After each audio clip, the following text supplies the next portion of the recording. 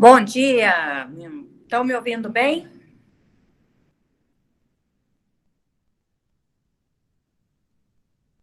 Estão me ouvindo?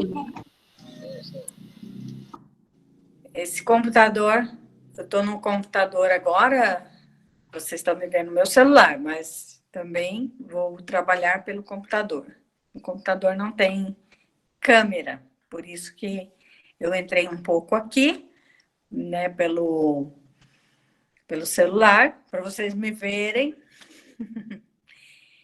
E a gente hoje vai trabalhar um pouco com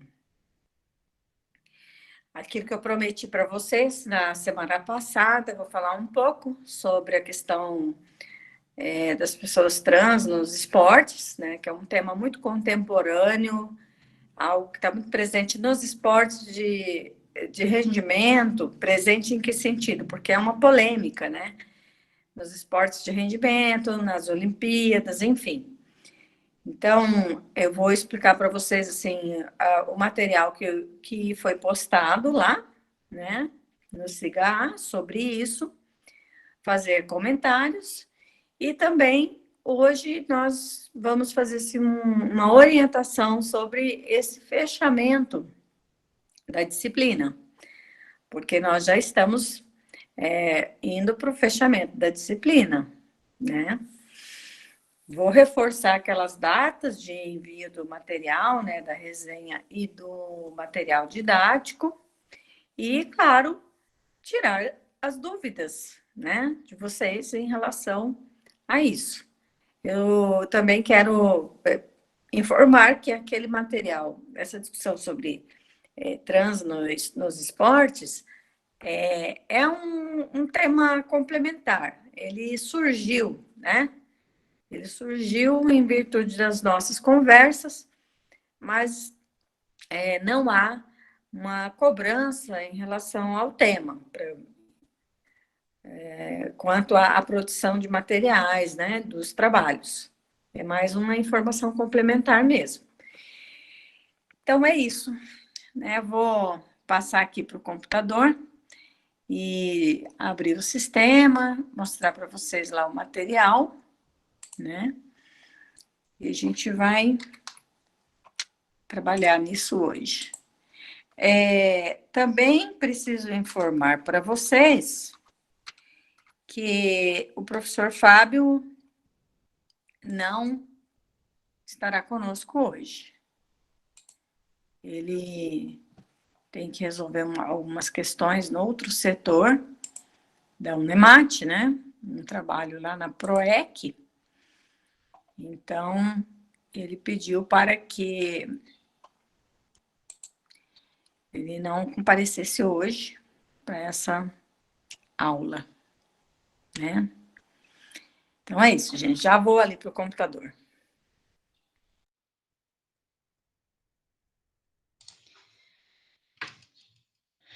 Vou mostrar, então, o material para vocês. Não sei se vocês perceberam, mas nós já temos agora todos os materiais estão disponíveis e visíveis para vocês. Só uma pergunta. Vocês viram que agora, principalmente quem está usando o e-mail institucional, que cada atualização que a gente faz aqui no SIGA, vai uma notificação por e-mail? Alguém pode responder? Quem está acostumado aí a usar o e-mail institucional, né? Fica logado nele. Sim, professor. Toda vez recebe notificação. Oi? Toda vez que atualiza, a gente recebe a notificação. Sim. Isso não tinha antes, quando a gente começou a usar o sistema. Aí foi uma atualização que fizeram, né? Mas, bom, todos os materiais que nós iríamos postar, eles já estão disponíveis e visíveis, né, para vocês. Então, O último tópico, que na verdade não é mais um novo tópico, né? Porque nós dividimos, ó, vejam que são 3 tópicos, né? A disciplina foi dividida em 3 tópicos. O primeiro tópico foi esse aqui, né? Esporte enquanto fenômeno cultural moderno. Depois, este aqui, que é o que vocês estão trabalhando agora para fazer a segunda resenha, né? Então, este tópico, o olimpismo e as possibilidades de democratização de acesso ao esporte de rendimento, ele foi dividido em 2 partes, né? Aqui. Vocês estão vendo aí, né? Estão visualizando aí, né? Alguém pode me dar um retorno?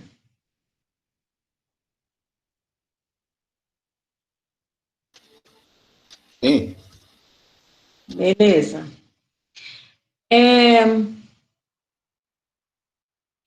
E aí, o terceiro tópico, vivências, experiências e aprendizagens para a organização do trabalho pedagógico dos esportes olímpicos.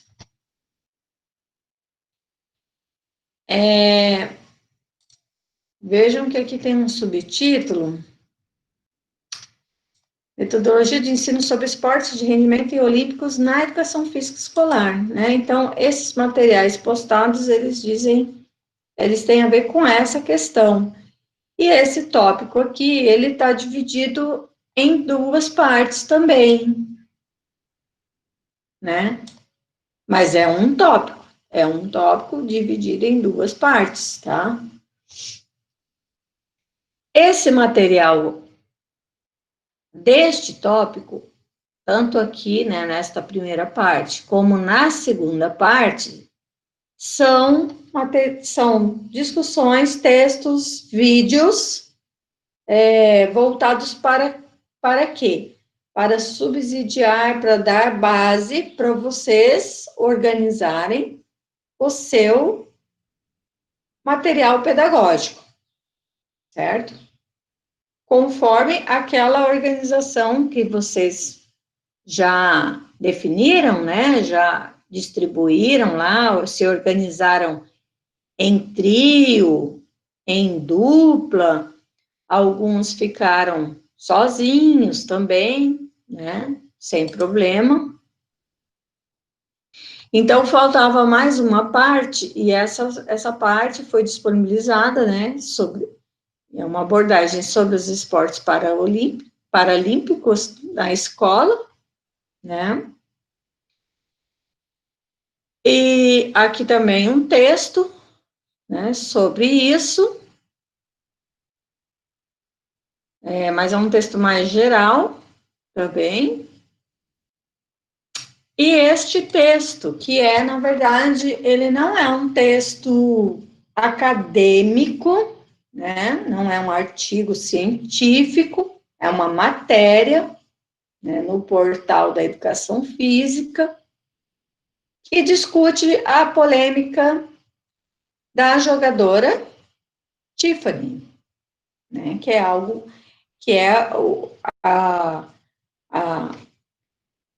principal questão, né, polêmica no esporte e da inclusão de pessoas trans no esporte aqui no Brasil hoje. No mundo, existem outras pessoas também que passam por situações parecidas, né? E o texto, ele é um texto tranquilo, rápido, relativamente simples, né? E ele traz 2 pontos de vista em relação à polêmica. Então, este primeiro ponto de vista, né, é a respeito da questão fisiológica, né, e anatômica, Então, segundo esse professor, há uma vantagem, né? Os argumentos dele são de que a pessoa, ela nasceu e ela cresceu e se desenvolveu, do ponto de vista hormonal, e isso criou um corpo com determinadas diferenças, principalmente em relação aqui, ó, a fibras musculares, né? E que mesmo agora, na fase adulta, a jogadora tenha começado a utilizar hormônios e ela atende, inclusive esses padrões hormonais atendem aquilo que está previsto pelo COI, né, as normas do COI. No entanto, conforme esse professor Henrique Gavini de Freitas, né, que ter crescido e se desenvolvido como homem, né, como um desenvolvimento do metabolismo e anatomia como homem, deu uma vantagem, dá uma vantagem para esse caso, né, que são das mulheres trans. Enquanto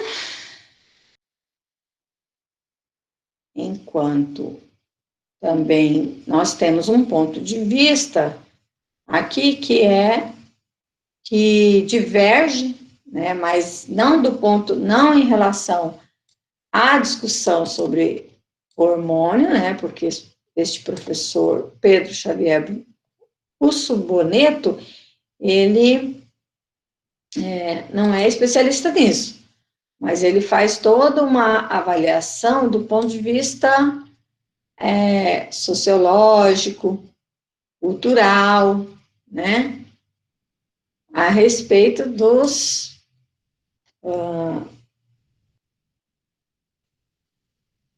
preconceitos, né, e das discriminações em relação às pessoas, estas pessoas que são diferentes do ponto de vista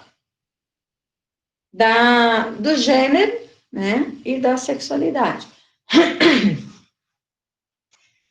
Aí, neste caso, é bom que eu fale um pouco para vocês a respeito dessas questões, né, dessas diferenças, digamos assim, de termos e como se dá determinados processos, né? Eu já fiz algumas leituras, já assisti a alguns programas que retratam, né, que abordam essa questão de pessoas trans. E como que seria isso?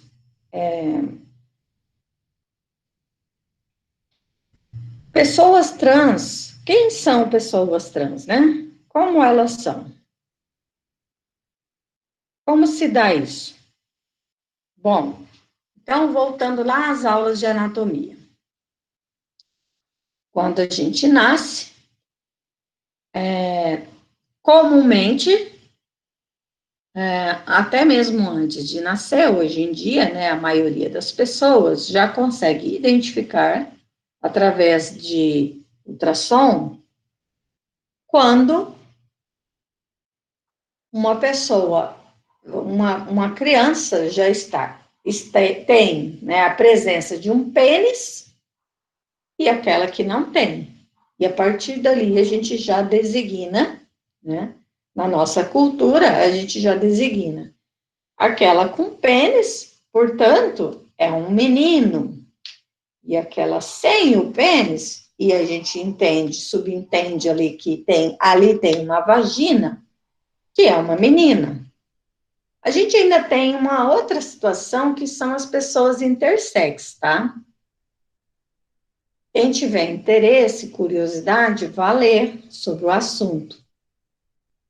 Intersex é o termo recomendado para aquilo que ainda chamam de hermafrodita. ou seja, a pessoa que nasce e que ela tem os traços e as características morfológicas, né, de forma corporal, né, ali, tanto masculina como feminina, tanto de macho como de fêmea, né? E, inclusive, do ponto de vista biológico, a gente denomina, eu prefiro denominar como macho ou fêmea, ou intersex, né? O macho, a gente tem, do ponto de vista biológico, essas três possibilidades, tá, gente? Macho, fêmea, intersex. Tá?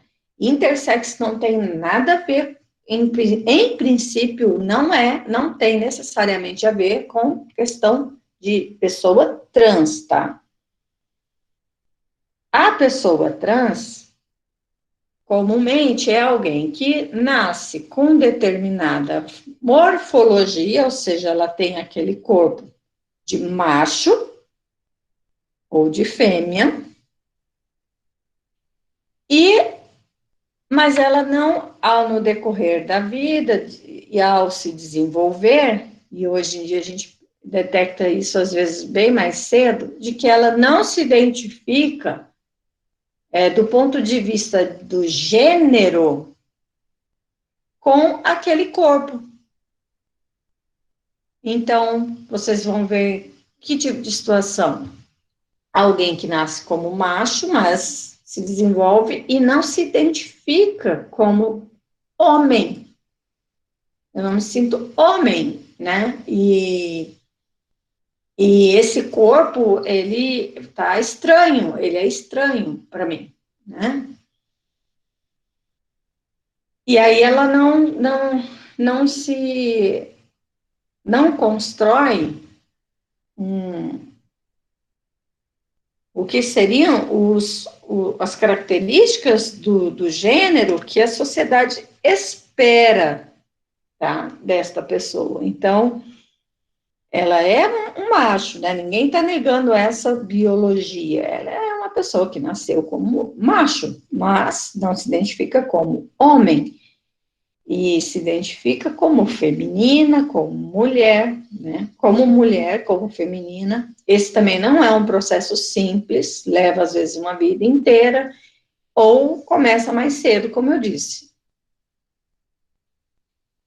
E essas pessoas, a gente costuma, essas pessoas que têm um grande problema mesmo em lidar com esse corpo com o qual ela não se identifica, ela começa normalmente, o mais comum é que ela comece a trabalhar ali no sentido de usar todo um vestuário e alguns aspectos corporais para transformar, né, isso em algo mais próximo do gênero com o qual ela se identifica. Então, o que eu estou falando? Então, eu nasci como macho, não me identifico como homem, me identifico como uma mulher, como feminina. Então, essa pessoa passa a usar o vestuário que seria comum de mulheres, né? Objetos e cabelo, usar maquiagem, enfim.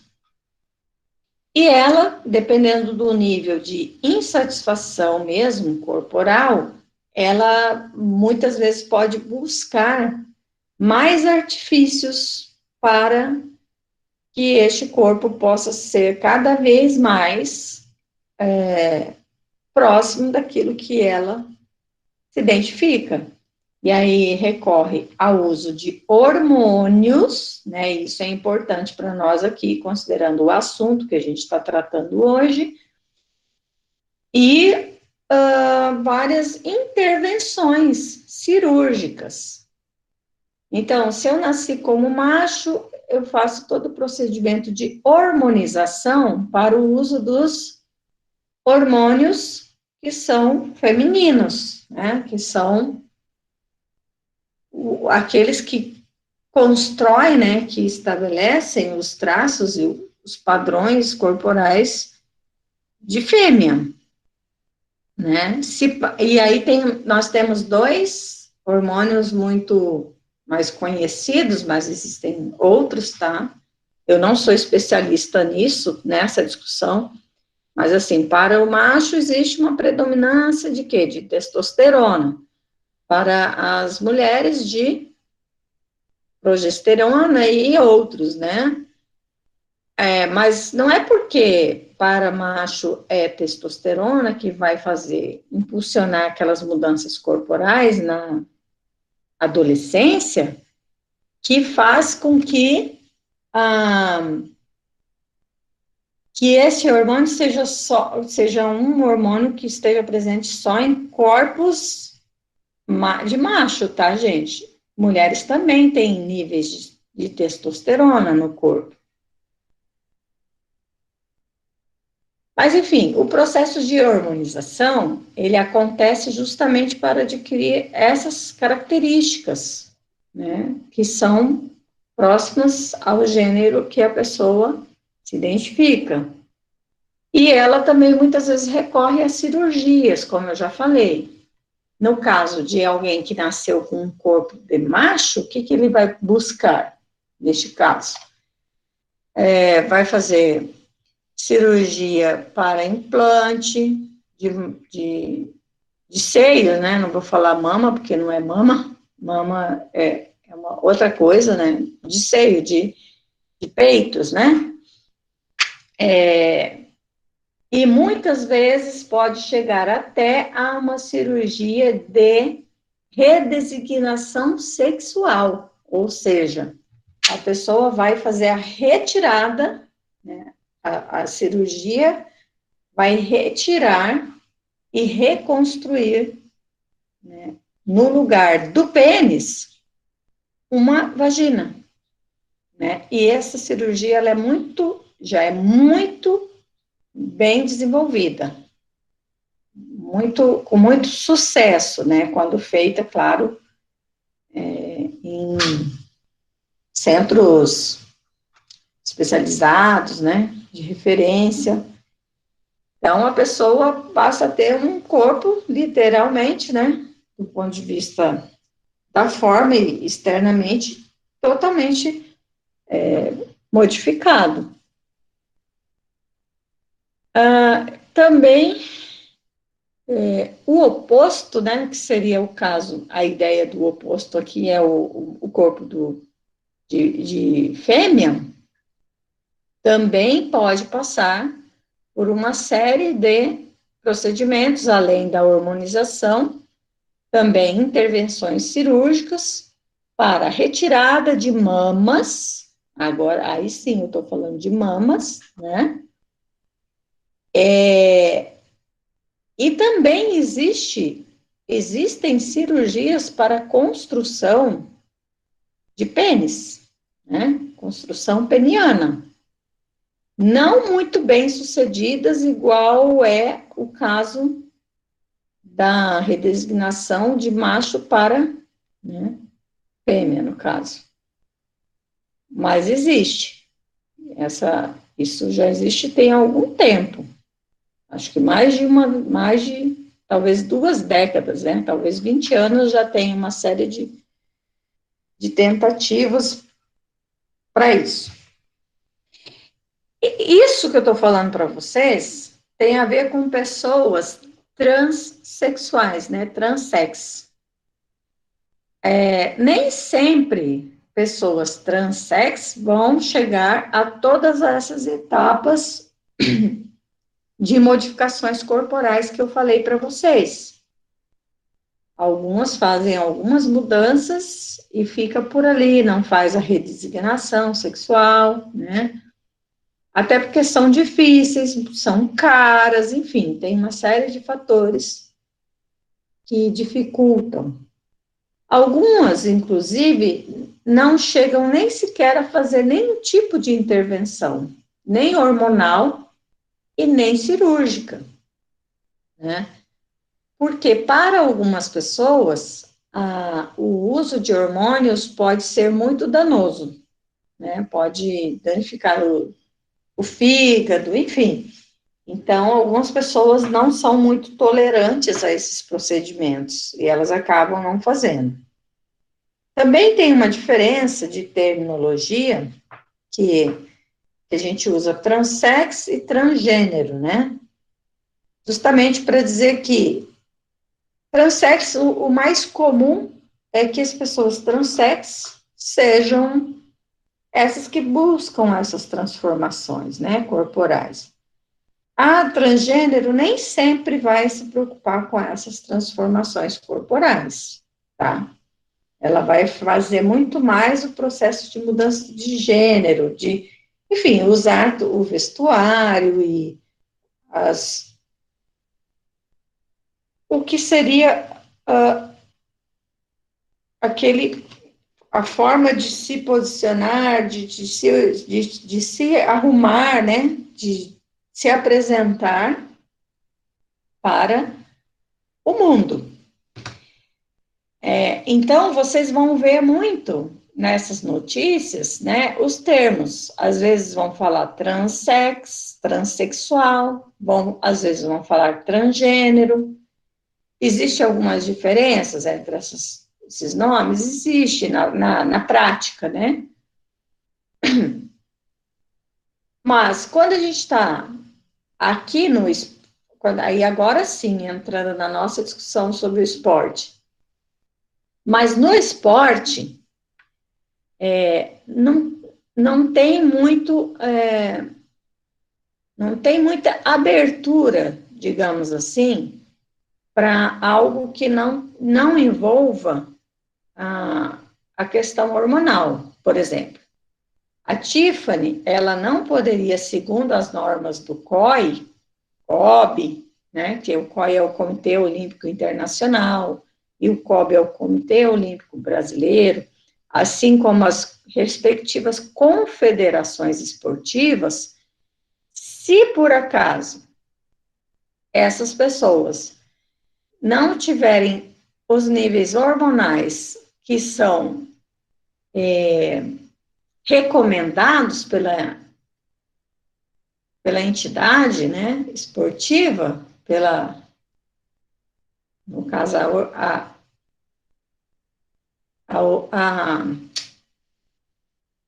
a organização, né, do respectivo esporte, ela não consegue mudar, né, de categoria, ela não consegue, por exemplo, como foi o caso da Tiffany, ela não consegue sair do vôlei masculino para o feminino. Então, sim, aí aqui, olha,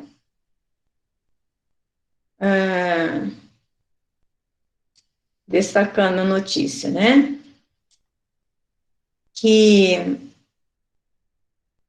a Tiffany, ela fez todo o procedimento, inclusive, de mudança de sexo, né, que é a redesignação sexual, né,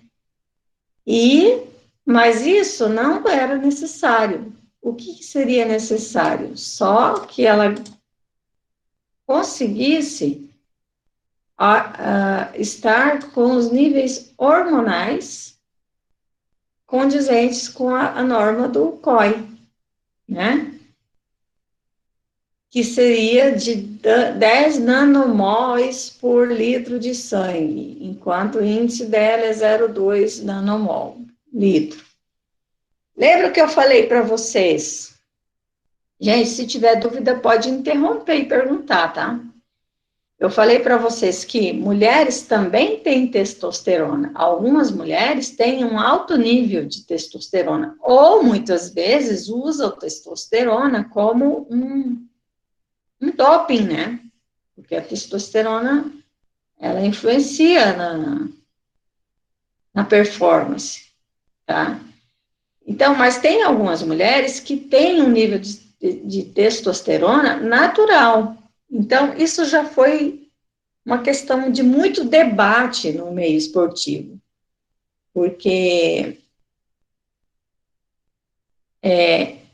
esse critério, né, de estabelecer qual o limite da quantidade de testosterona no corpo, que daria condições, né, para ser considerado, inclusive, doping, né? E a gente teve um caso aqui no Brasil, se eu não me engano, tá, gente? Esse caso eu não fui ler para relembrar, uma judoca de Nancy, que ela tinha não só um nível de testosterona alto, como as características corporais, não, ela era fêmea, tá? Mas, assim, as características corporais bem masculinizadas. Então, aquilo dava um debate, isso já faz muitos anos, né? Não era como é hoje, que a gente tem, que a ciência, né, e que os laboratórios que cuidam das Olimpíadas, das competições, né, e das prévias, toda a preparação dos Jogos Olímpicos, não tinham os mesmos padrões que tem hoje. Então, isso sempre teve esse debate no esporte. Mas agora, este debate sobre a questão de testosterona, nível de testosterona. Mas agora, nós temos essa situação que é nova, mesmo. Ou seja, pessoas, como eu disse, a Tiffany é um exemplo aqui para nós, no Brasil, mas tem várias outras pelo mundo, né? Inclusive, a professora Viviane faz um estudo, já fez alguns estudos sobre isso. Se a nossa disciplina aqui não fosse tão corrida, enfim, se as coisas não fossem tão rápidas como a gente tem que fazer aqui, daria até tempo de trazer para uma conversa com a professora Viviane. Talvez eu organize uma sala de debate para ela apresentar esses trabalhos, e aí a gente abre para todo mundo. Mas esse caso é um caso novo, né? A questão das pessoas trans no esporte, porque estão surgindo mais pessoas à medida que aparece tem pelo menos uma referência, as outras, elas ficam mais encorajadas. Tanto que aqui em Mato Grosso tem uma. Eu não lembro o nome dela agora, mas ela é uma jogadora de vôlei trans e que uma mulher trans, tá? Ah, e eu esqueci de falar, gente, a gente faz essa diferenciação em relação às pessoas trans. Quando é alguém que nasceu macho, ela faz uma transição e se torna uma mulher trans. Quando é alguém que nasceu fêmea, essa pessoa, né, faz uma transição e se torna um homem trans, tá? Então, aqui em Cuiabá, a gente tem um caso de uma mulher trans, ela, não sei se ela é cirurgiada, né, a gente fala assim, cirurgiada, que fez aquela cirurgia mesmo de redesignação, ou não sei esses detalhes, mas eu sei que já rolou muita polêmica também, porque ela já tentou participar de competição e outras mulheres não aceitaram, né, porque alegam que tem essa vantagem e tal, que, enfim, né, mas aí é que está o detalhe é que ela nem sempre essas pessoas trans realmente têm toda a vantagem, eu estou falando isso com relação ao resultado, o fato dela ser trans não significa que ela vai ganhar todas, né, e ela sempre vai estar no pódio, por essa suposta vantagem, né. Então, vejam que essa matéria, ela traz alguns detalhes, né, sobre isso, né, como que ela tem, como é o histórico, né, da Tiffany, tá, em relação a todos esses processos, né, que ela viveu nessa transição. E para permanecer também, né? Porque a questão dela é estar inserida, né, no esporte que ela pratica profissionalmente e continuar, né? E poder competir. Quando se trata. Aí tem um aspecto, né, que é algumas mulheres, alguns argumentos, são justamente de que essa mulher trans estaria tirando o lugar de outras, que são mulheres que nasceram fêmea, né?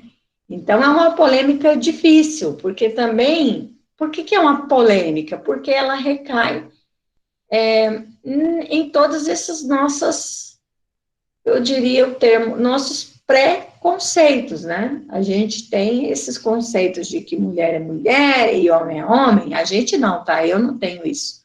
Agora, para a maioria das pessoas, vai recair nos preconceitos, nos tabus, né? Nas suas crenças, muitas vezes religiosas, enfim, né? Nas suas concepções de mundo e vai gerar toda essa polêmica de que a pessoa trans não deveria estar ali. E olhe lá, se no futuro, daqui mais algumas décadas, a gente não tiver esporte para pessoas cis e outros para as pessoas trans. Esse é um outro termo interessante para vocês conhecerem também. Pessoa cis, aquela que nasce com determinado corpo biológico e se identifica com o gênero que se espera convencionalmente, né, que se espera, ou seja, alguém que nasce como macho e se identifica como homem, como masculino, enfim. Essa é uma pessoa cis, né? E o mesmo para mulheres, né? No caso, nasceu como fêmea, se identifica como mulher, se identifica como feminina. Então, essa é uma pessoa cis. Mas a pessoa trans é essa que não se identifica, né? Com esse corpo biológico, tá? Aí vocês, não sei se alguém tem uma questão, dúvida, ou quer se posicionar, eu acho que isso aí não pode, enfim. É que para nós aqui, enquanto nós estamos fazendo uma discussão que é uma discussão acadêmica, né? A gente tem que tentar olhar as informações, ler essas informações e refletir sobre elas. E aí, né? Porque alguns podem dizer assim, não, eu concordo aí com esse professor Henrique Gavini, é porque vai ter vantagem mesmo, então isso não é justo e tal. Assim como a gente pode também considerar e se posicionar do mesmo modo que, desculpa, gente, que o professor Pedro, né?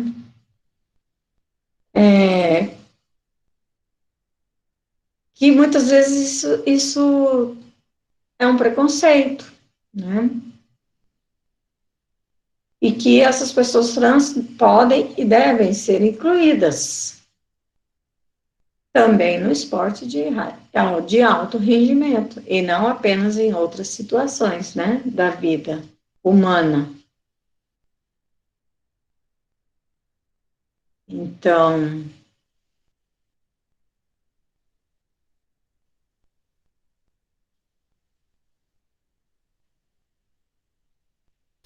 Professora, diga. a senhora só acha que ele tem mais força do que uma mulher ou não? Uma pessoa trans? Olha, eu já disse, já até fiz esse comentário. Eu não nego a questão biológica. E lá na musculatura teve aquele dizer, eu não nego essa informação aqui, né, que foi dada pelo professor Henrique, de que ela se desenvolveu hormonalmente falando, e aí com isso tem uma estrutura aqui de fibras musculares e tal, né, e que Em tese, ela leva alguma vantagem, mas aí, nos esportes, gente, é só força? É só impulso? É o fato dela ser trans? Vamos olhar o histórico lá de jogos. O fato de ter aquela mulher trans ali na equipe, a equipe dela ganha? Todas? Sempre? Não, porque o esporte também não é só, né? No caso, eu estou falando de esportes coletivos, né? Ele não é só esse elemento físico, né? Da performance física. Tem ali habilidade, inteligência, enfim, tem N fatores, né? Então, pode ser que essa alguma vantagem que ela leve em relação a esse corpo aí, não necessariamente garante o sucesso sempre, né? Quando a gente fala de esportes individuais, pode ser que leve alguma vantagem, mas ainda assim não é 100% garantido que ela sempre vai ter vantagem por conta dessa diferença corporal, né? Que, como eu disse, há casos também de mulheres que nasceram como fêmea, falando mais de mulher trans, tá? Porque é o caso que realmente gera mais polêmica. Com relação a homens trans, se dá de uma jeito diferente, porque é mais um preconceito, entende? Porque, supostamente, ninguém pode alegar que aquela pessoa que nasceu como fêmea, que ela vai levar vantagem, só porque ela usou testosterona, porque ela vai competir com outros homens que nasceram, né, machos, e se desenvolveram como machos. Tanto, o caso que eu pude acompanhar um pouco, né, num documentário, era de um lutador de boxe, que ele não conseguia luta, porque alguns lutadores se negavam a lutar contra ele. Na minha suposição, se negavam a lutar contra ele, muitas vezes pelo medo de perder, gente, tá? Tem alguém que deixou o microfone aberto aí. É eu, prof. É o Jonas. Tá. Então, assim, como eu disse, é muito relativo. Eu penso que só esse aspecto físico aí, em relação a esse desenvolvimento das fibras musculares e essa questão do sistema muscular esquelético, por si, ele não garante toda essa suposta vantagem, tá? Para mulheres trans, especialmente, estou falando isso. Assim, professor, eu acho que... O Jonas, pode falar. Então, professora, eu respeito a opinião de quem concorda e fala que não tem problema participar, que não vai interferir em nada, mas eu acredito que interfere sim. Não é nem preconceito, nem questão religiosa, eu acho que é mais por genética mesmo. Porque, assim, querendo ou não, vou tratar do trans mulher.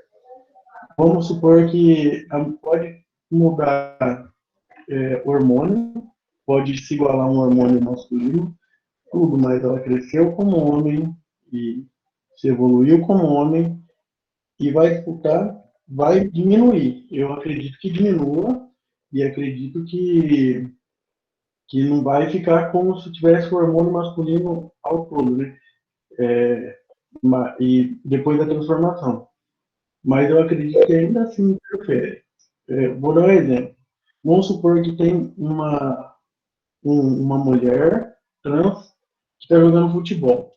E ela, por um acaso, colocou seios. O peito, né? Se ela leva uma bolada no peito, não é a mesma dor que uma mulher normal. Normal não. Uma mulher que não é trans vai ter. Uma mulher que nasceu como fêmea mesmo. Isso, que uma mulher que nasceu como fêmea mesmo não vai sentir essa mesma dor. É uma vantagem. Tem uma jogadora de vôlei, acho que ela é da seleção brasileira, chamada, acho que Dandara, se não me engano, que Sim, ela falou, Dandara, né? Que ela é, falou que a Tiffany, em algum momento do jogo, ela usa um pouquinho mais de força, mas mesmo assim ela não ia correr no jogo. Então, não é por preconceito. Eu acho que em alguns momentos leva vantagem, sim. Eu não acho que em todos, em alguns esportes, claro, eu não acho que em todo momento vai levar vantagem, mas em alguns momentos essa vantagem pode ser decisiva no resultado do jogo. sim. Não, mas isso não diverge do que eu falei, né? Uhum. Eu também falei que não é que nunca leva vantagem, né? Mas que eu vejo que não é uma coisa que leva vantagem o tempo inteiro, por conta desses aspectos corporais e da estrutura músculo-esquelética, né?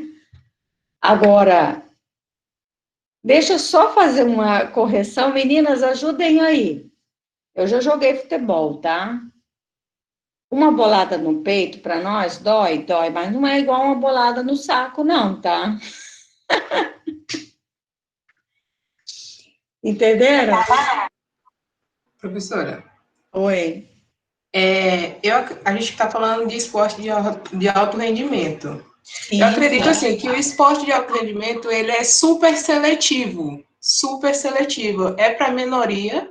Isso eu estou falando para quem está chegando em nível nacional, internacional, é super selecionado as pessoas para estar lá. Eu acho que as pessoas trans têm sim que estar incluídas, né, nessas competições. Só que também elas devem passar por uma seleção mais rigorosa para poder estar enquadrando no perfil das outras pessoas que ela vai competir. Entendeu? Já tratando isso como esporte de alto rendimento, não como esporte de inclusão, que para todos. sim. Bom, então, ocorre, essa é a discussão que tem ocorrido, né, no COI, nas confederações, nos comitês olímpicos de cada nação.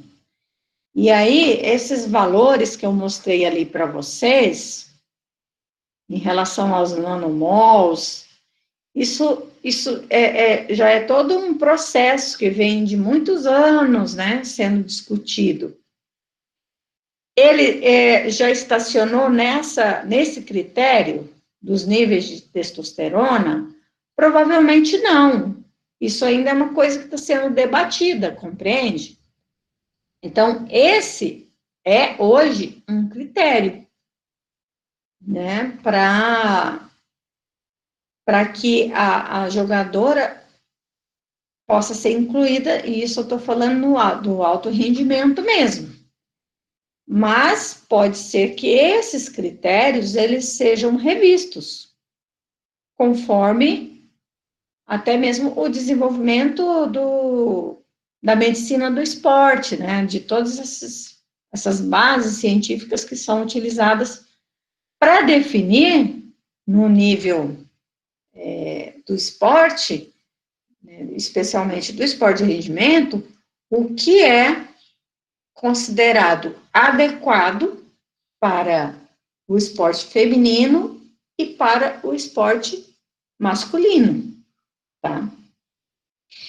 É nesse sentido que eu falei que a professora Viviane tem uma boa discussão sobre essas questões, porque ela traz um pouco desse debate, né? Porque isso já vem de muitos anos.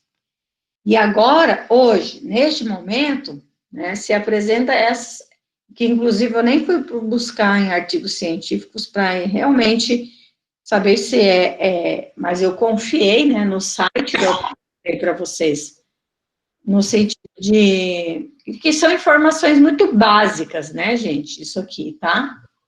para entender, assim, que depois de uma série de estudos, uma série de testes, uma série de questões, chegaram a essa concepção de que uma mulher trans que esteja com os níveis de testosterona abaixo dos 10 nanomols por litro de sangue, ela está em padrões femininos, tá? E o que significa isso aí, na prática? Ela vai, aquela estrutura músculo-esquelética, ela não foi, ela tá ali, né, mas ela também já não tem mais a mesma performance que antes. E isso é fato, tá? Ela perde a velocidade, a força, né, por conta justamente de que a testosterona não dá mais o mesmo padrão de performance, né? Ela teria como um corpo masculino, né? Com esses hormônios nos níveis masculinos mesmo. Tá? Mas, como eu disse, essa é uma questão que, apesar de ter esses parâmetros aí que eu mostrei para vocês, que isso aqui é uma informação muito básica, isso não significa que são esses os critérios e assim serão para sempre, porque essas coisas sempre são revistas, né? A cada evolução que ocorre na medicina do esporte, isso vai para dentro, vai, né, para as regras, para os protocolos que existem no Comitê Olímpico Internacional. Agora, tem um aspecto que é uma mudança mesmo cultural, que é as pessoas se acostumarem com a ideia de ter pessoas trans também, né, nos esportes. E no alto rendimento, esses casos ganham muito mais visibilidade. Essa é uma outra questão, né? E aí elas começam a aparecer, são jogos transmitidos pela TV, então aí a coisa toma uma dimensão maior, as pessoas começam a ver, existe uma pessoa trans jogando na seleção tal, né? Ou no esporte tal, enfim. Fala, Jonas. Ô, prof, a Isa até comentou ali sobre inclusão, e eu acho que inclusão é interessante. Só que, assim, se tratando de alto rendimento, dependendo da modalidade, eu acho que a vantagem que alguma pessoa, que a pessoa que é trans vai levar em cima, pode ser crucial no jogo. Porque, eu vou dar um exemplo assim, vamos supor que no atletismo não, na maratona, isso aí é físico, a pessoa vai correr, na maratona de rua, que eu falo, vai correr, isso aí eu acho que não é tanto físico, não conta, não tem tanto contato. Agora, contato direto, MMA, vôlei, que é de invasão, que usa mais força, você está usando força contra outra pessoa. Nesse momento, nessa parte, eu já acho um pouco que leva um pouco de vantagem. E a senhora falou também que perde um pouco porque os hormônios não falo, já não é os mesmos, ela perde um pouco de força. Pode até perder, mas ela vai evoluir mais rápido que uma mulher que não é trans. Ou não. Não é questão de preconceito, eu acho que é questão de ser justo. Não, olha, os relatos, veja, nossa conversa aqui, ela é muito superficial, tá? Mas, se vocês pegarem outras matérias e documentários, vocês vão ver que quando a pessoa faz o processo de hormonização, né, em um processo de transição, ela estava num determinado patamar e ela começa a perder, tá? Então, dizer assim que ela vai ganhar, não, normalmente ela não vai ganhar. No caso de mulher trans, tá? Porque no caso do homem trans, aí realmente é o oposto. Que aí ela tem um determinado padrão corporal, quando começa o processo de hormonização, uso de testosterona, entre outras coisas, o que vai acontecer? Ela vai começar a ganhar massa muscular, ganhar força, enfim, entendem? Então, isso acontece. O que a gente vê ali nesta matéria é que, mas aquela estrutura que já se formou, que essa estrutura ela não vai perder, mas ela não vai ter mais a mesma potência. Compreende?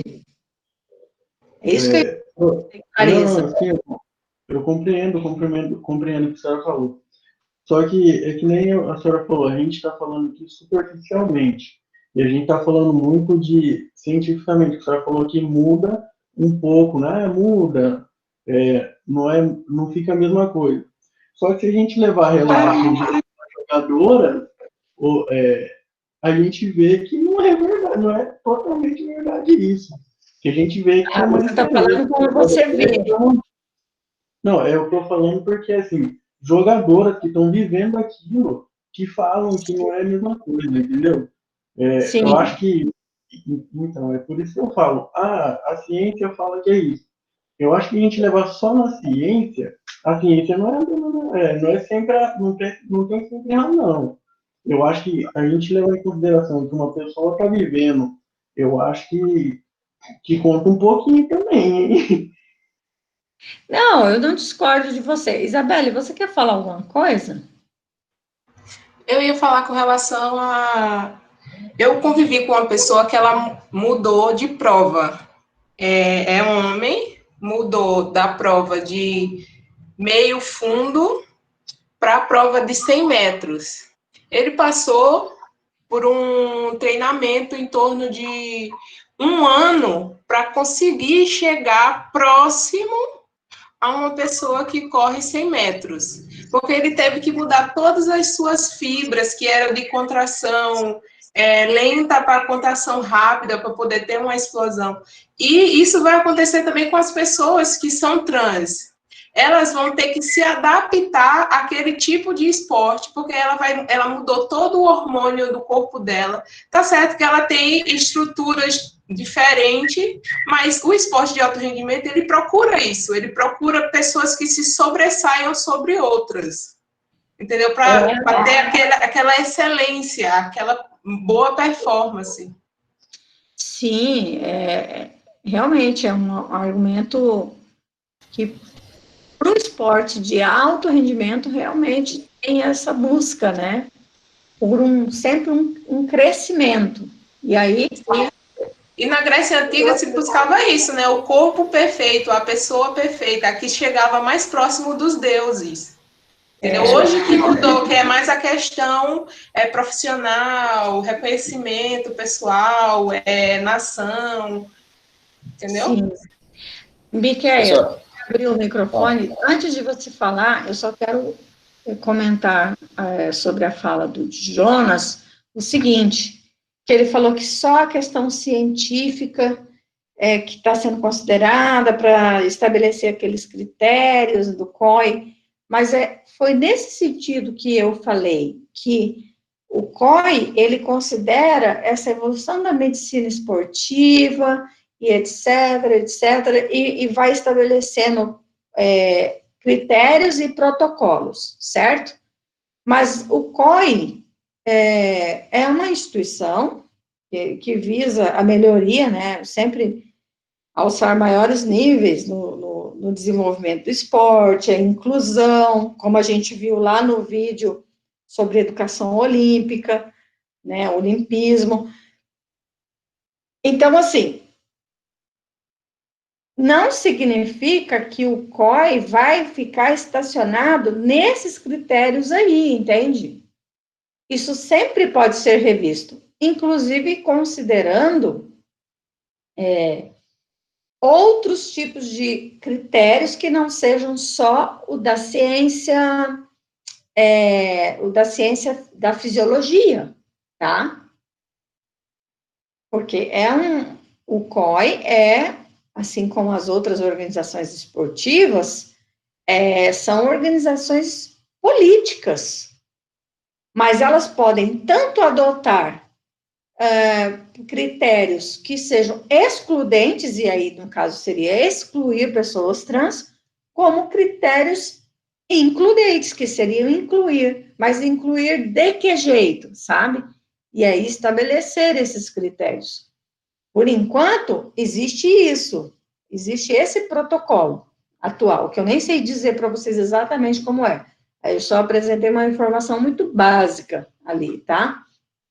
E aí, as pessoas trans estão incluídas, mas no decorrer do processo agora, que realmente estão aparecendo as pessoas trans, essas questões vão continuar sendo debatidas, e muito provavelmente novos critérios virão a ser adotados, compreendem? É muito na lógica do que a Isabelle também falou. Miqueias. Então, professora, eu concordo com o que a Isabela falou, só que estamos falando de inclusão. Eu acho que quando a gente pensa nessa fase de inclusão, nem o COI, nem outra organização do esporte estava preparado para esse tipo de acontecimento. Então, é algo que tem que ser pensado, ser estudado, para que essas pessoas possam ser inclusas dentro do esporte, principalmente do alto rendimento. Sim, no caso do esporte de alto rendimento, a gente também tem que partir do princípio, né, que existe uma lógica de que os competidores têm que estar numa certa condição de igualdade, né? Ou seja, quem vai lá para o esporte de alto rendimento, para uma seleção, para disputar uma Olimpíada, primeiro que já passou por vários tipos de seleções, né? E de eventos, de competições, para conseguir uma vaga, né, uma equipe ou um atleta conseguir uma vaga na Olimpíada. Né? Não vai para a Olimpíada todo mundo. Mas vocês já notaram em algumas Olimpíadas, quando o país sede, ele tem direito a todos, a participar de todos os esportes, mesmo não tendo índices, muitas vezes não tendo índice, a inclusão de países que não têm uma história, né, um histórico forte de esportes, mas o comitê também tenta incluir para que esses países também consigam se desenvolver, porque se eles nunca participam, eles nunca vão conseguir se desenvolver, não é? Não tem isso? E aí, essa questão de pessoas trans é uma coisa nova, realmente. Eu vejo que esses critérios que tem hoje, eles, de fato, podem estar muito no nível daquilo que é a discussão da área da medicina esportiva, que já existia antes, principalmente para o caso de mulheres, por conta dos níveis de testosterona. Então, adotou-se padrões de testosterona, mas isso é só eu estou falando por alto, não posso dizer para vocês que é isso que eu vou falar, tá? Que a partir de ter estabelecido esses padrões e esses protocolos, né, de níveis de testosterona, não necessariamente estava em discussão o caso de pessoas trans, mas agora, daqui em diante, né, daqui em diante nada, isso já está acontecendo, já tem alguns anos, mas agora está ficando mais visível, já tem pessoas trans em vários esportes e em vários países, então provavelmente essas questões vão ser discutidas, tá? Exatamente como você está falando, Miquel. Mas e aí, como que vai ser, né? Porque tem que ver como que vai ser, né? Existem, no caso do vôlei, por exemplo, existem jogadoras que são contra, e elas dizem que não, porque as trans levam vantagem, tá? Mas e aí, quais seriam os critérios, né? O que mais que uma pessoa trans deveria ou poderia fazer? Mas, ao mesmo tempo, os argumentos que a Isabelle apresenta, eles, de fato, eles são muito fortes para as próprias Olimpíadas, gente. Para o próprio COI. Por quê? Porque é esporte de alto rendimento, eles sempre vão buscar, apesar da lógica da inclusão, eles sempre vão buscar formas de aumentar, de melhorar a performance, de que o esporte seja cada vez, sejam espetáculos mesmo, né? Seja um espetáculo. E aí são milímetros, são detalhes mínimos para transformar o esporte em algo ainda mais rápido, ainda mais plasticamente, esteticamente bonito, né? Interessante de se ver, de se assistir. A própria presença de pessoas trans chama atenção e chama público. Seja para o lado da polêmica, de não gostar, de não aceitar, como dos que apoiam. Vira assunto, né? Vira aquela coisa, eu quero ver. Por exemplo, a gente está falando hoje aqui sobre as pessoas trans, aí falou da Tiffany, talvez alguns de vocês vão, eu vou lá ver um jogo para ver como que é a Tiffany, né? Existem outras e outros atletas por aí pelo mundo também, em outros esportes. Dá para ir lá e assistir, né, os vídeos, olhar e comparar? Bom, mas isso é você. E ao fazer isso, já é público que está indo lá ver por causa disso. Jonas. Ô, prof, eu escutei, não lembro se foi isso, ou você falou que esporte é inclusão. Eu acho isso lindo para a inclusão. A questão da pessoa trans está incluída, a questão da cidadania, da pessoa está incluída no meio que ela gosta. Tá. Mas isso não faz dela ter vontade. Eu vou dar outro exemplo. O gaúcho da nossa sala faz musculação tem não sei quantos anos. Vamos supor que ele quer se transformar e vai mudar todos os negócios, os hormônios dele. Ele vai continuar tendo, não vai mudar, não é que vai mudar, mas não vai deixar de ter uma pequena vantagem em cima, professor. Eu acho que... Eu já entendi o seu argumento, agora não. Para a pessoa trans ser incluída é legal, mas tem que ser muito estudado mesmo para ter um jeito dela entrar, ser incluída no esporte, não levar uma pequena vantagem, tem que ser tudo de igual para igual, a não ser o esforço e o trabalho que ela tem para se desenvolver. Eu entendi. Não, mas é isso que a gente está conversando. Assim, vamos supor, vamos fazer um esporte amador aqui, ter uma pessoa trans seria legal. Eu acho que ter no esporte de rendimento seria legal, mas tem que ter muito estudo mesmo para a pessoa trans não ter nenhuma vantagem e não ter nenhuma vantagem, claro, sobre uma pessoa que não é trans. Por exemplo, tem trans homens. É claro que o trans homem também não pode ser excluído. Tanto é que tem trans homem que é campeão de não sei o que lá, de atletismo lá dos Estados Unidos. Esforço, claro. Eu não sou contra nenhum dos dois. Só que tem que ser estudado muito para nenhum dos dois ter vantagem. Nem o trans mulher sobre sobre as mulheres e nem os homens os trans homens sobre os homens. Entendeu? É isso que eu... Sim, mas essa lógica... Hoje em dia ainda tem uma pequena vantagem de alguns trans. Eu acho que o lado feminino, o trans mulher é um pouco maior a vantagem. Assim, não seja extravassadora, mas tem um pouco de vantagem sim, e essa vantagem que tem, eu não concordo. Eu entendi. Mas é como eu estou falando também, que essas questões, elas estão abertas, estão em discussão. É tudo muito novo ainda, Exatamente, é verdade. né? Então, tem que evoluir, tem que dar um.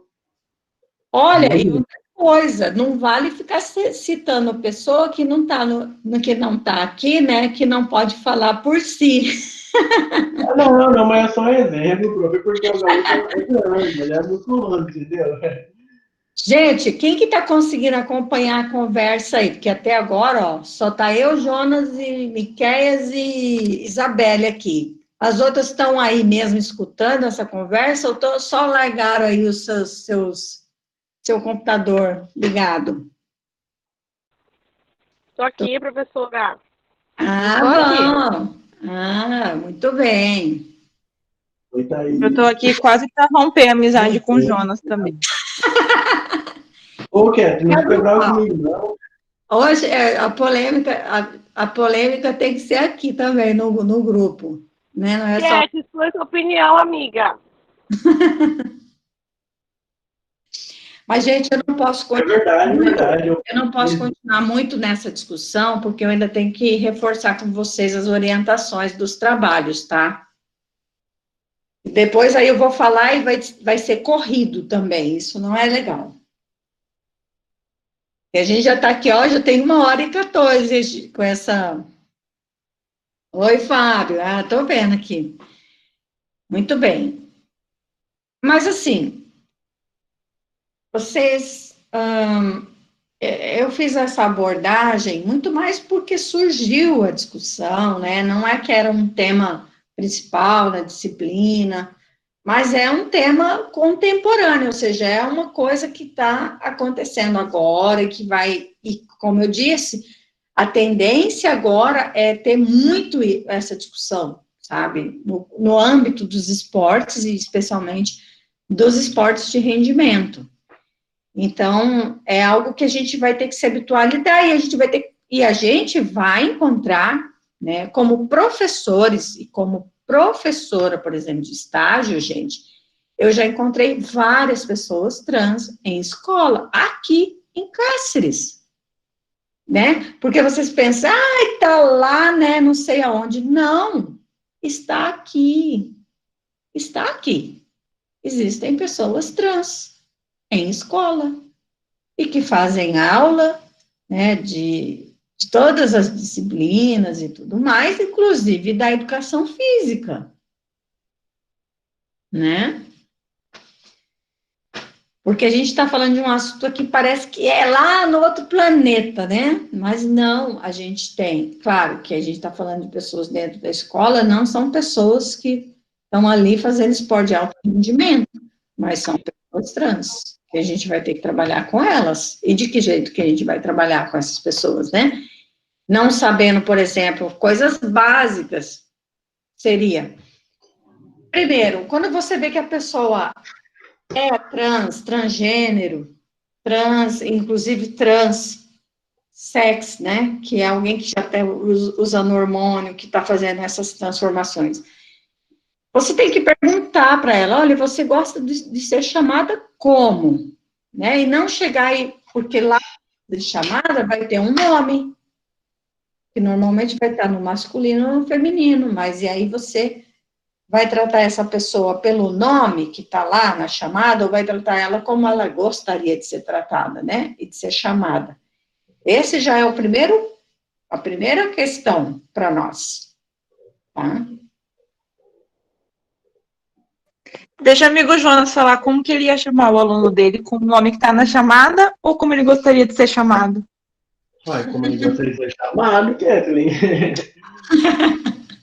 A não ser que seja num documento formal, aí tem que colocar do jeito que tá o nome no registro, né? Não tem como. Não, não, eu queria aqui Ah, deixar mas claro. até isso hoje já tem diferença, porque já... Ah, não, então tá. Eu tava sem saber isso aí, mas tudo bem. Não, eu queria deixar claro aqui que eu sei que pode ser, vai ter gente que vai achar, tá sendo machista, tá sendo isso, tá sendo aquilo. Eu sei que tem gente achando isso. Mas não é, gente. Não é questão de ser machista. Tanto é que tem mulher que é muito melhor que homem. E isso não é inegável. É verdade, Jonas. Concordo totalmente. Não, mas é verdade, professor, é verdade. Só que assim, é questão de ver alguns pontos que eu discordo um pouco. Mas não é questão de machismo, é questão de pontos que eu não concordo, entendeu? Mas tem mulher muito, mas muito melhor que homem nas coitadas. Tem mulher que joga futebol muito melhor do que vários homens, não é verdade? E tem mulher profissional que joga melhor que homem, e esses homens que tá louco, tem jogador ruim demais. Vai pra merda, esses caras ruins. Ô, assiste o jogo do Corinthians, professor. Assiste o jogo do Corinthians que você vai ver o que eu tô falando. Olha, Comigo. não vamos começar com esse tipo de polêmica, que aí eu não vou conseguir fazer mesmo o que eu tenho que fazer hoje. É verdade, Marta arrasa no campo. Oi, professora. Não, eu estou falando aqui, estou vendo os comentários aqui no chat. Marta é melhor do que Neymar. Ela é humilde e ela é boa de bola. Tá louca, ela só foi não sei quantas vezes melhor do mundo, só pra você ver, tá? Cérebro. Não tem empatia. Gente, Marta é uma pessoa assim. Já ouvi algumas entrevistas, a gosto de ouvir. Agora, Neymar falando pela madrugada. Mas, enfim. Gente, não vou entrar nessa discussão, senão o trem não anda aqui. Vai Corinthians. Bom, vamos lá. Então, eu vou apresentar para vocês aqui, só para reforçar, tá? Eu espero que essa abordagem, essa conversa, tenha sido bacana, que tenha trazido esclarecimentos, enfim. E não todos os esclarecimentos, mas tenha simplesmente ajudado vocês a pensar sobre o assunto, né? Provocado a pensar sobre o assunto. Tá bem? E aí, vou falar para vocês agora, reforçar a questão da resenha. E também reforçar sobre a questão da produção do material didático, tá?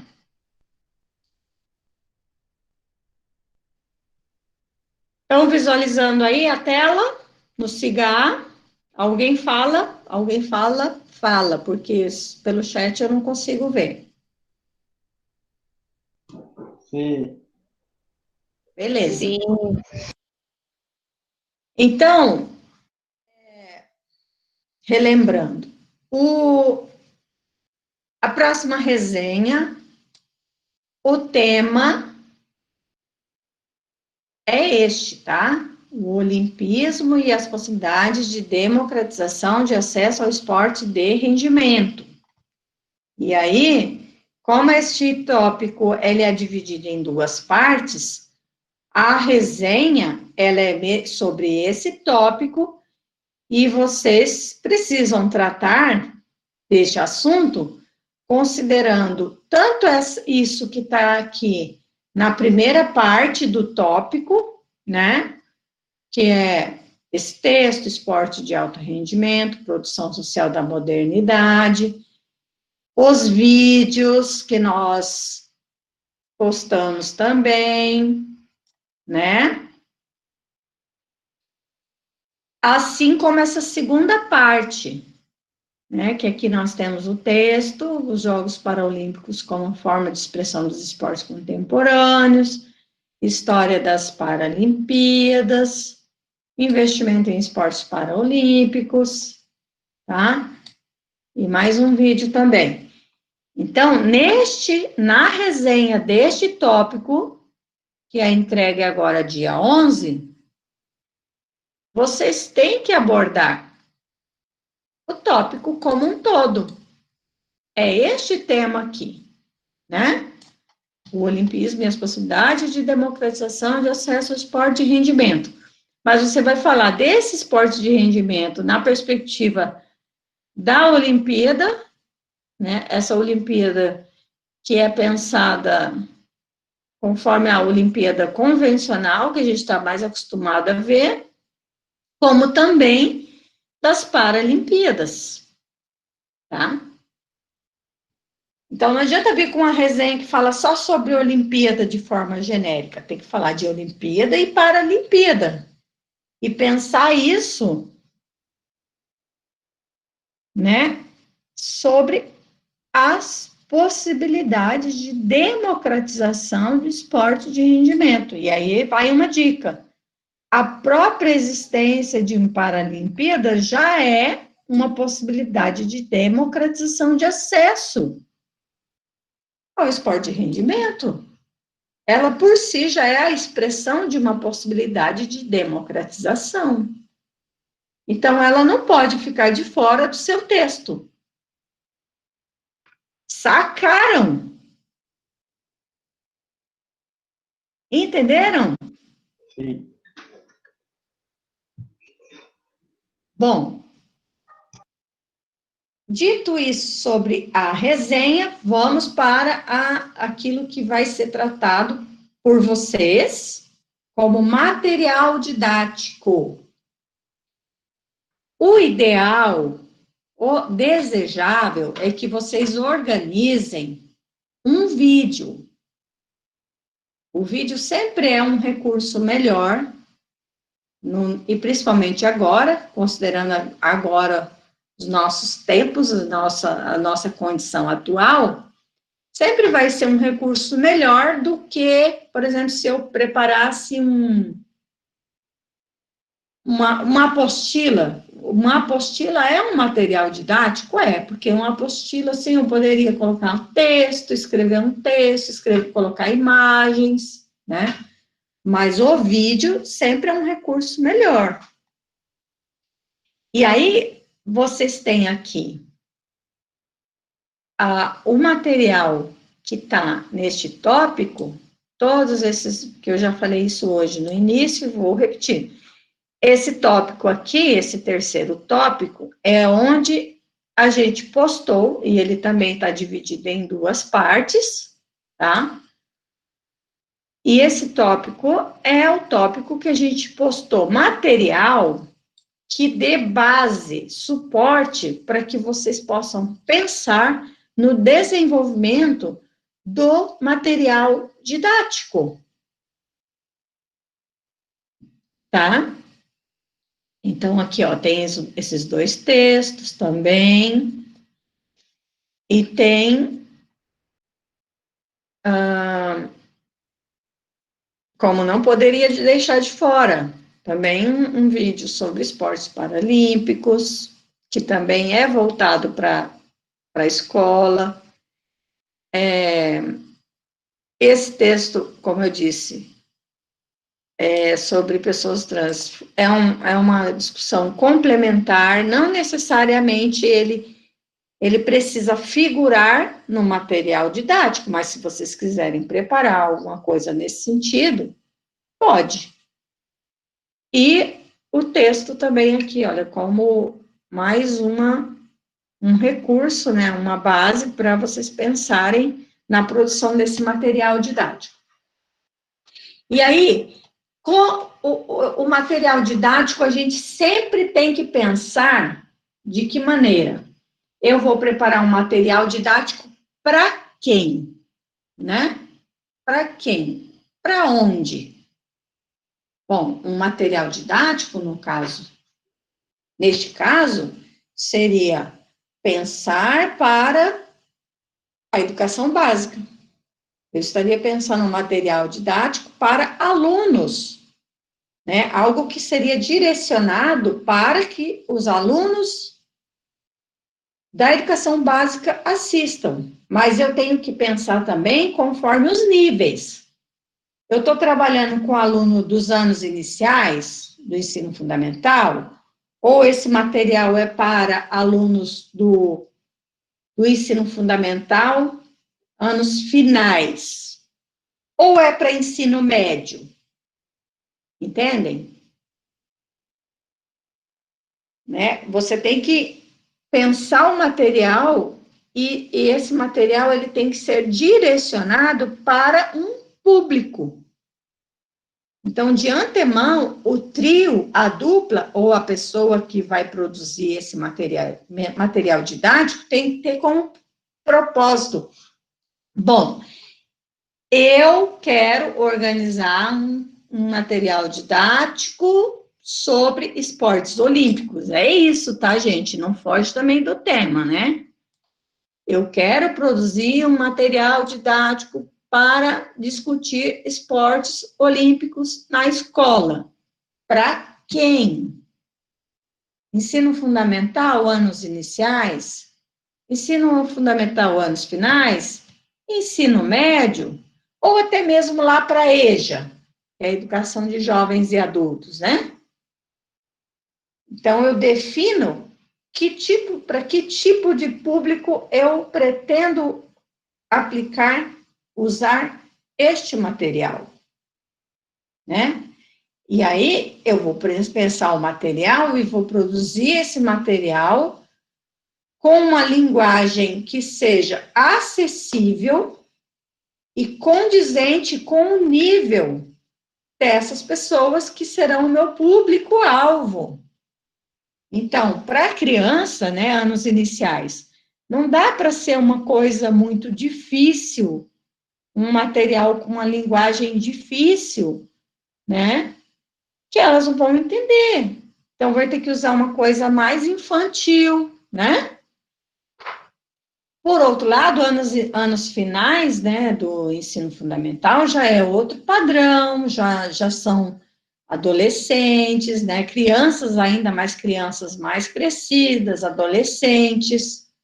Então, eu tenho que pensar que tipo de linguagem, né, que tipo de recursos visuais e informação, né, e conteúdo eu devo direcionar para os meus alunos. Assim como ensino médio, são jovens, né? Que tipo de material, às vezes recursos, efeitos especiais que eu posso usar que são para jovens e não para crianças, né? E produzir esse material, sabe? Esse exercício é exatamente como se você, no caso, né? Vocês. O meu trio. Nós somos professores de escola, agora na pandemia, e nós vamos produzir um material que é para uma aula que a gente vai trabalhar lá no ensino médio. Certo? Vai produzir esse material, vai colocar ali toda a informação, o conteúdo, imagens. De repente, se vocês quiserem fazer mesmo, filmar coisas, mas com os devidos cuidados, é claro, né? Em algum espaço físico, dá para fazer? Dá para fazer. Né? Mas tem que ter clareza quanto que tipo de material, esse material que eu estou produzindo é para uma aula de educação física que vai abordar esportes olímpicos e para quem? Tá?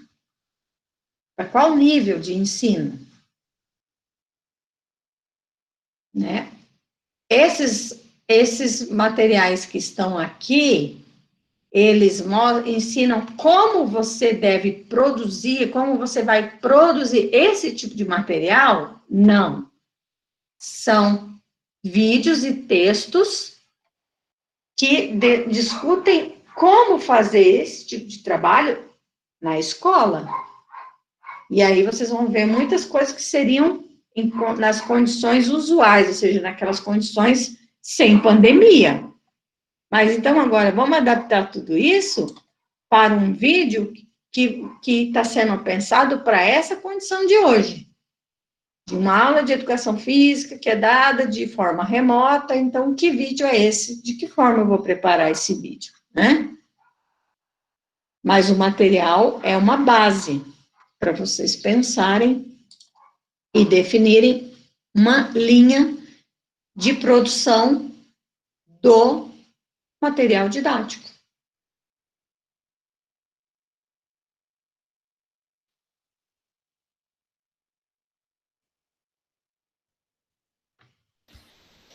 Acaba sendo uma forma de democratizar o esporte, né? Você vai ensinar sobre o assunto, e ainda, né, nesse formato, acessar, assim como vocês, por exemplo, acessaram os vídeos, assistiram esses vídeos, viram conteúdo, viram informação sobre, né, vocês vão fazer algo parecido, digamos assim, claro, as condições de produção são outras, não tem todo esse requinte de produção que a gente viu nesses vídeos que a gente postou aí, mas é uma produção de um material que você usaria, que inclusive depois, se vocês quiserem ceder para professores, né, da educação básica, também seria bem bacana, acho que o pessoal iria gostar. Isso se ficar bom, né? Entenderam? Sim, sim. Tá claro isso? Agora? É trabalhoso, gente, porque tem que definir essa forma a forma de produzir, né? Tem que fazer definir algumas questões, né? Não, é sobre esporte olímpico, mas o que do esporte olímpico eu vou abordar? E para quem, né? E aí pensar na produção do material e produzir, né? Dentro desse prazo, que é curto. Então, quem está em trio, por exemplo, tem 3 pessoas para pensar junto e fazer, né? Quem está em dupla também, agora quem está sozinho vai ter talvez até seja menos trabalhoso, porque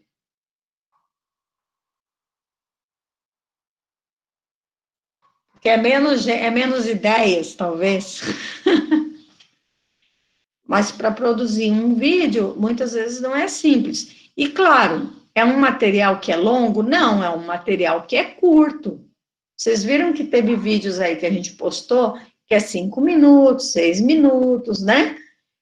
Que não, você não precisa ter uma coisa muito longa para que ela tenha qualidade. E aí, gente, dúvidas?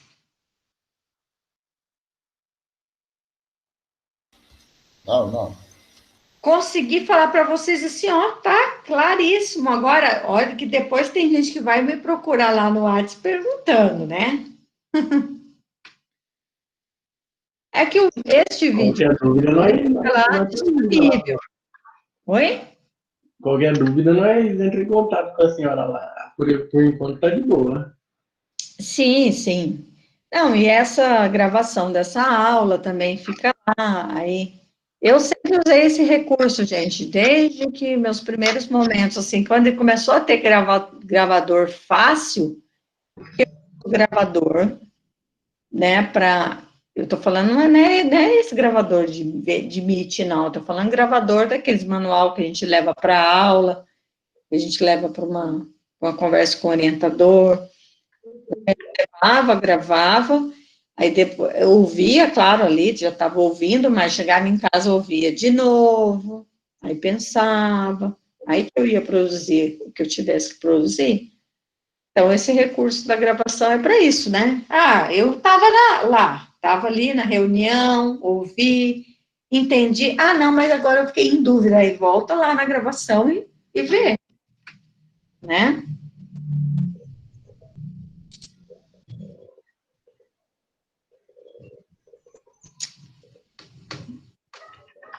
Vamos reforçar a questão de datas?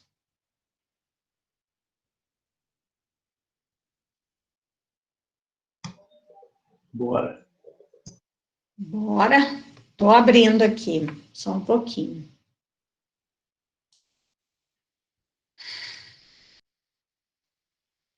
Gente, com relação à primeira resenha, eu tive uma série de contratempos esses dias agora, não consegui dar o retorno para vocês ainda. Mas, eu farei. Isso. Logo.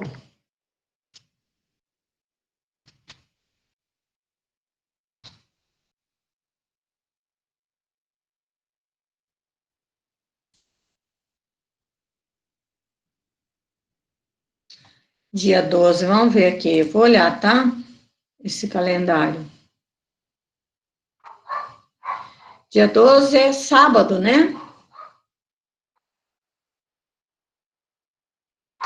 Tá, tudo bem, gente. Eu nem vou. Não, para, Fábio. A gente se dá uma mãozinha e agora já quer o braço, daqui a pouco vai tudo, né? Não. Seguinte. Eu nem vou mudar lá no sistema, tá? A data. Mas já está dito que dia 12 até dia 12, tranquilo. E reforço de novo, para não acontecer igual aconteceu agora com a primeira resenha. A maioria conseguiu mandar lá pelo SIGA-A. Não é para mandar pelo e-mail, é para mandar pelo SIGA-A. Ou seja, vai lá no SIGA-A, naquela primeira, quando a gente abre o SIGA-A, vai ter lá a caixa postal, né? Lá em cima do lado direito, em cima vai ter módulos, caixa postal. Então, clica na caixa postal e vai lá e envia. Por lá.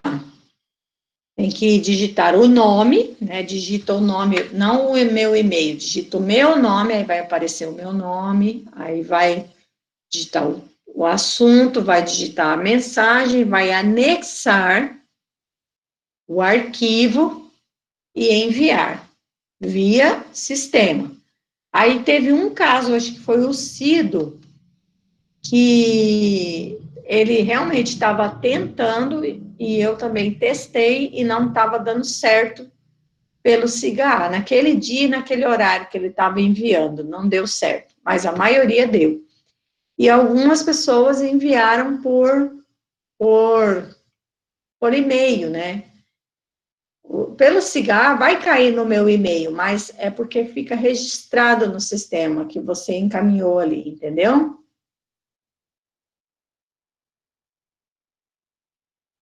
Então, eu vou mostrar, vou reforçar aqui. Aí, ó, o SIGA-A já não tá indo, eu tô clicando aqui, ele tá indo. Não tá indo, gente. Fazer o quê? É o que tem, né? Credo, travou aqui, não vai. Peraí, vou tentar de novo.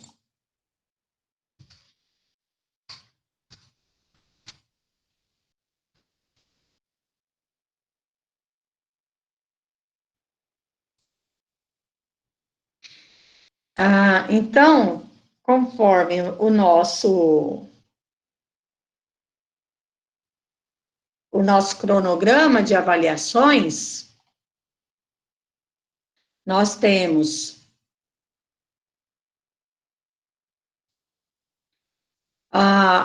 envio, né, da segunda resenha, o olimpismo e as possibilidades de democratização de acesso ao esporte de rendimento, que estava ali prevista para o dia 11.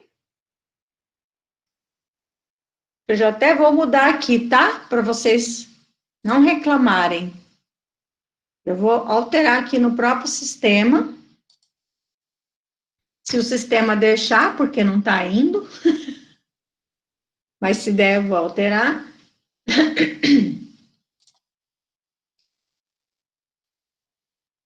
Pronto. Já alterei. Segunda avaliação, dia 12/9. Tá? Vocês vão ver lá que já vai estar alterado. Dia 12/9, envio da segunda resenha. E no dia 19/9, envio do material didático. tem aquele dia 18 ali, dia 18 e dia 19, porque a gente não conseguiu tirar essa quarta avaliação, tá? Mas essa nota do material didático, ela vai ser repetida. Se no lançamento lá tiver que lançar 4 mesmo, a gente vai atribuir a mesma nota na terceira e na quarta avaliação, que é para a produção do material didático. Isso eu já falei, né? A gente já falou lá nos primeiros dias, e eu estou só reforçando aqui. Dúvidas?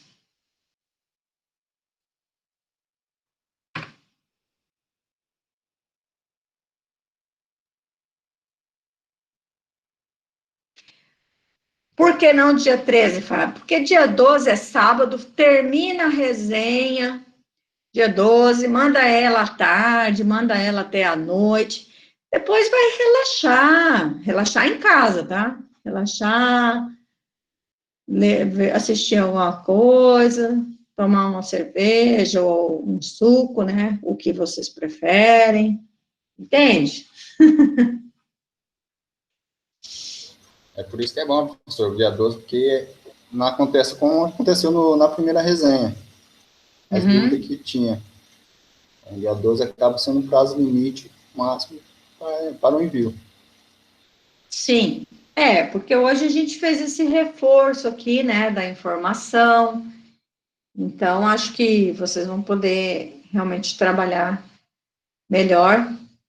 Para quem já fez, vai conseguir ir lá e revisar direitinho. Quem não fez ainda, né, já tem uma informação mais fresquinha agora. E aí, dia 12, envio pelo sistema. Eu vou reforçar no grupo. Gente, alguma coisa a mais? Se não tiver mais nada, a gente encerrou por hoje.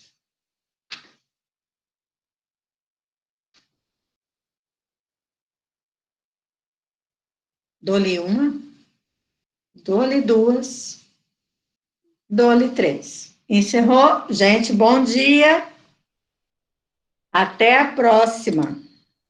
A gente vai ter próxima, vai ter mais um encontro.